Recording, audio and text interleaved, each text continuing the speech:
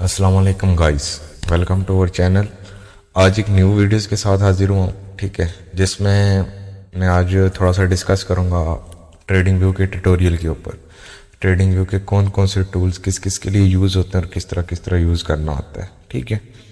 तो hope so ये आप सबके लिए बहुत ही ज़्यादा हेल्पफुल होगा और बहुत सी न्यू ट्रेडिंग व्यू की चीज़ें जो आपको शायद नहीं पता होंगी, आपको इस ट्यूटोरियल में पता लग जाएंगी। तो फर्स्ट ऑफ ऑल स्टार्ट करते हैं कि जब आप ट्रेडिंग व्यू को ओपन करते हैं तो इस तरह का आपके सामने एक इंटरफेस आ जाता है, जिस तरह का भी आपको शो हो रहा होगा। ये थोड़ा सा मॉडिफाइड है, मैं इसको चेंज कर देता हूँ कि ये देखिएगा। फर्स्ट ऑफ ऑल आपको इस तरह का ट्रेडिंग व्यू का कई दफ़ा शो होता है इंटरफेस, ठीक है। तो आपने इसको कैसे करना है कि फर्स्ट ऑफ ऑल हम यहाँ पे चले जाते हैं, यहाँ पे, ठीक है। फर्स्ट ऑफ ऑल ये आपके पास एक ऑप्शन होता है फर्स्ट के ऊपर, ठीक है। यहाँ पे जाके आपने लॉग इन करना होता है। इसको आप लॉग इन कर लेंगे, इसके बेशुमार बेनिफिट है आपके लिए, ठीक है। फर्स्ट ऑफ ऑल आपकी एड्स आना खत्म हो जाएंगे। दूसरा, आप चार्ट्स को ऑटो सेव कर सकते हो। आप जो एक दफ़ा ड्राइंग करोगे वो ऑटो सेव हो जाएगी, ठीक है। उसके लिए ऑटो सेव का ऑप्शन आप ऑन करोगे, इंशाल्लाह फर्दर आगे वीडियो में बताऊंगा।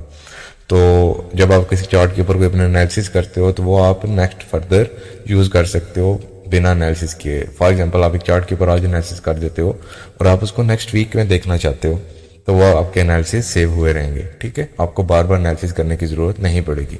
तो फर्स्ट ऑफ ऑल हम इस पिक के ऊपर इस तरह से आइकन के ऊपर क्लिक करेंगे, जैसे अभी मेरी जीमेल लॉगिन है, आपने यहाँ से करना है लॉगिन, ठीक है। अगर आपके पास तरह का डार्क मोड आता है तो आप इसको ऑफ कर सकते हो। इस तरह फिर आपके सामने एक वाइट सा चार्ट शो हो जाएगा, ठीक है।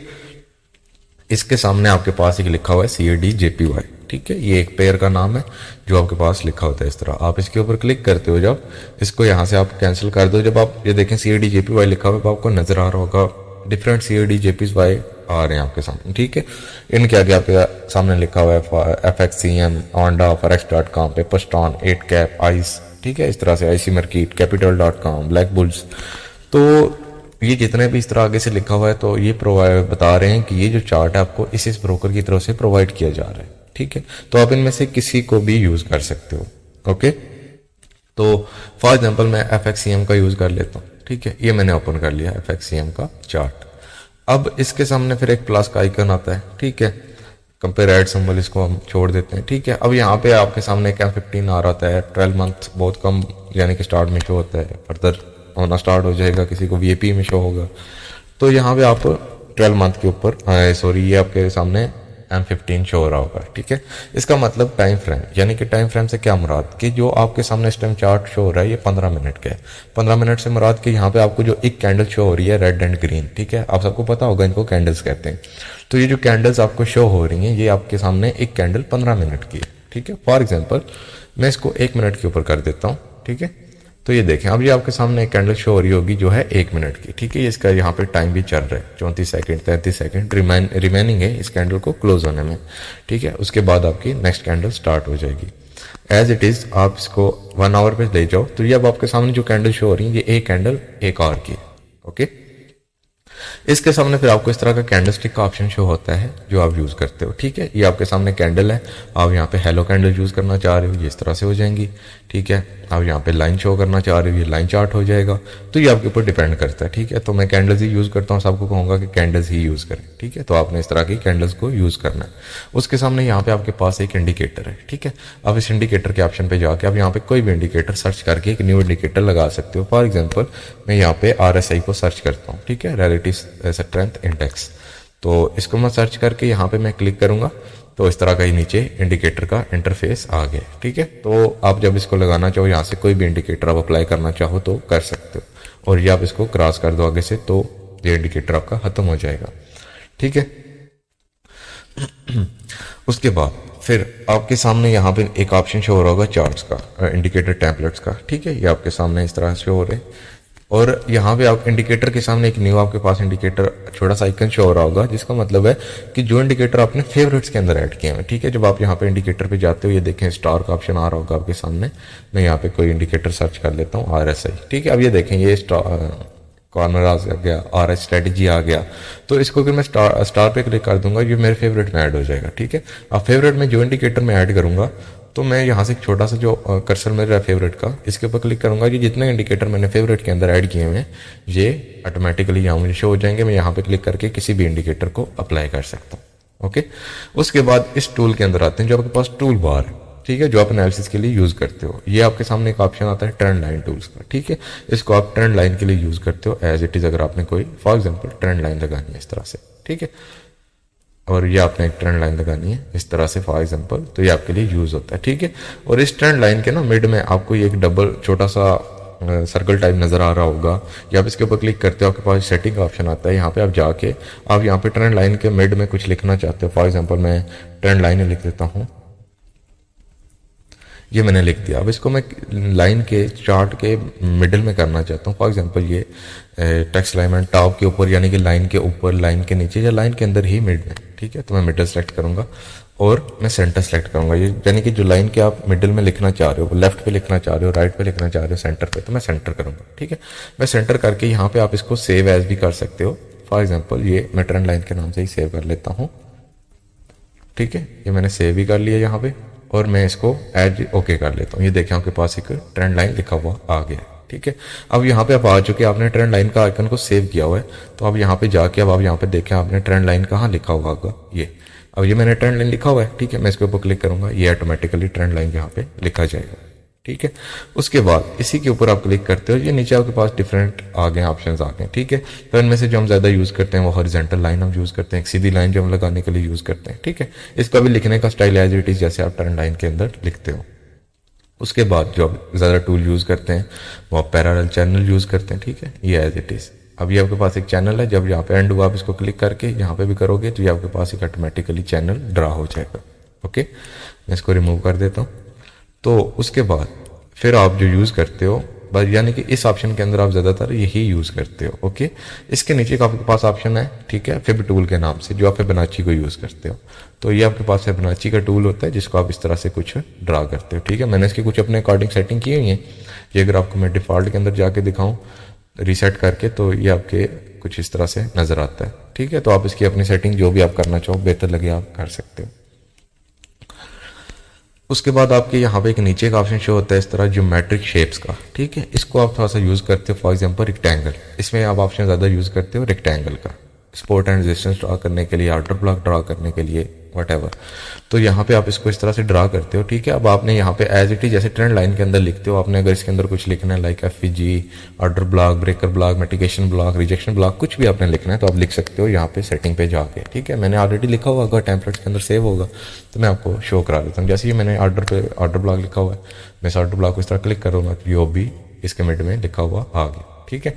अगर आपने इसको डिलीट करना है तो आप यहाँ पे क्लिक करके भी इस डिलीट के ऑप्शन से क्लिक कर सकते हो एक टूल को। अगर आपने पूरी ड्राइंग को डिलीट करना है तो अपने माउस का राइट क्लिक करके आप यहाँ पे रिमूव ड्राइंग के ऊपर जाके ये इसको रिमूव कर सकते हो, ठीक है। उसके बाद इसके अंदर आप एक यूज करते हो पाथ नाम का, ठीक है। अगर आप कोई ड्रा करने लगे हो इस तरह से, फॉर एग्जांपल कुछ स्ट्रक्चर अपनी तरफ से कि इस तरह का फर्दर मूव आता है तो ये स्टेप हो सकता है मार्केट के अंदर, आप उसके लिए इस टूल को यूज करते हो, ओके। आप इसको रिमूव कर दो। उसके बाद ये आपके पास एक नीचे टेक्स्ट का ऑप्शन है, ठीक है।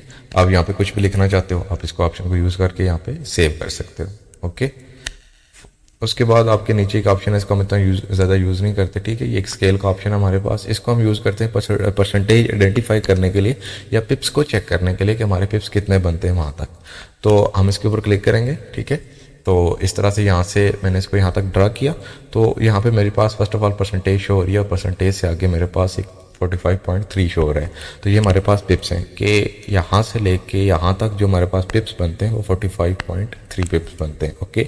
और यहाँ से लेके यहाँ तक जो मैंने इसको ड्रा किया इसके अंदर 15 बार हैं, और जैसा कि आपके सामने ये 1 घंटे का चार्ट है तो 15 बार 15 घंटे के, ओके। इसके नीचे फिर कैंडलस्टिक का वॉल्यूम शो हो रहा है, तो वो जब आप अगर आपको VSA आता है तो आपको नजर आ रहा होगा वो क्या होता है और कैसे होता है, ठीक है।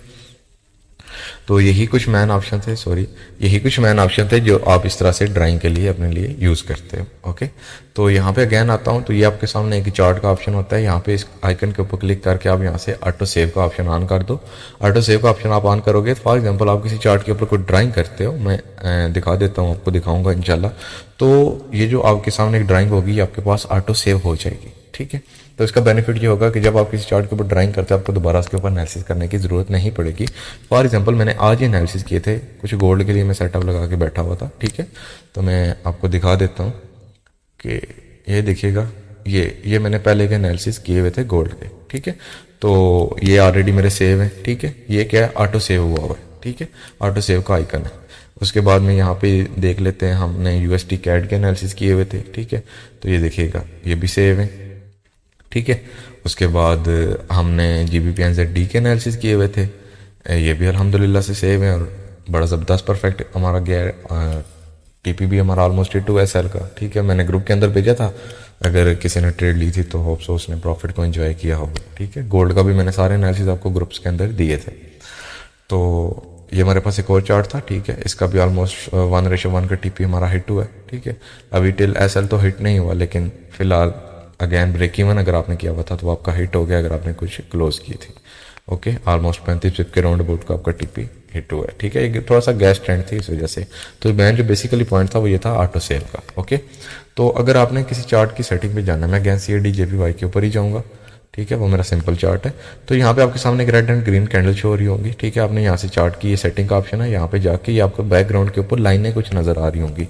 आपने अगर इनको खत्म करना है या रिमूव करना है, ठीक है। ये बैकग्राउंड आपके सामने एक कलर शो हो रहे होंगे जैसे कि व्हाइट है, तो ये आपके सामने एक लाइन शो हो रही होंगी, ठीक है। तो ये यहाँ पे आप लाइंस के जाके FCT को 0 कर दो तो ये आपके पास खत्म हो जाएगी, ठीक है। दोनों लाइंस जो आपको चार्ट के बैक पे शो हो रही है, ठीक है। और आप यहाँ पे अगर कोई चार्ट का वाटर मार्क ऐड करना चाह रहे हो, फॉर एग्जांपल आप ऐड करना चाह रहे हो कि जो पेयर आपको चार्ट के ऊपर एनालिसिस किया वो आपको बैक के ऊपर शो हो लिखा हुआ, तो आप इसको ऑन करके इसको ओके कर दो, तो ये इस तरह आपके सामने शो हो जाएगा, ठीक है।